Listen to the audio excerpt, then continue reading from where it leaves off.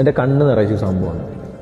ഒരു പാകിസ്ഥാനി ഡോക്ടറുണ്ട്, ഇഷാൻ അഹമ്മദ് എന്ന് പറഞ്ഞു. പുള്ളിക്കാരൻ ലോകത്തെ പ്രഗത്ഭരായ ഡോക്ടർമാരുടെ കോൺഫറൻസിൽ പങ്കെടുക്കാൻ വേണ്ടി ഫ്ലൈറ്റിൽ യാത്രയാണ്.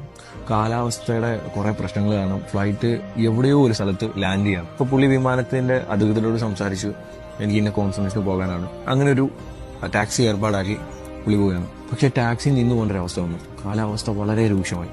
മൊബൈലിലാണ് ആരെയും വിളിക്കാനായിട്ട് റേഞ്ചും ഇല്ല.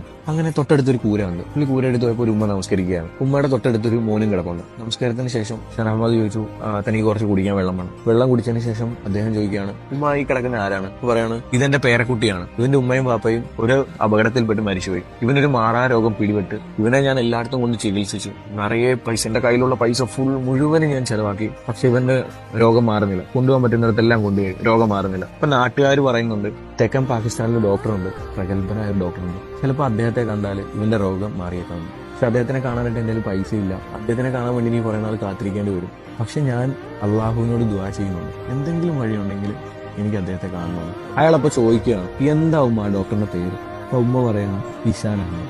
അയാൾ അവിടെ ഇരുന്ന് പൊട്ടിക്കരയാണ്. ഉമ്മ ചോദിക്കുന്നുണ്ട്, എന്താ മോനെ പൊട്ടിക്കരയുന്നു? ഉമ്മ, നിങ്ങൾ അന്വേഷിക്കുന്ന ഇഷാൻ അഹമ്മദ് ഞാൻ തന്നെയാണ്. എവിടെയോ എത്തേണ്ട എന്നെ നിങ്ങളുടെ പ്രാർത്ഥനയാണ് ഈ നാട്ടിലെ ഈ കൂരയിൽ എത്തിച്ചത്. ചില പ്രാർത്ഥനകൾ അങ്ങനെയാണ്. നമ്മൾ ആത്മാർത്ഥമായിട്ട് പ്രാർത്ഥിച്ചാൽ നമ്മൾ ആരാധിക്കുന്ന ദൈവം നമ്മൾ ആഗ്രഹിച്ചതിലും അപ്പുറം നമ്മുടെ കൺമുന്നിൽ എത്തിച്ചേരും.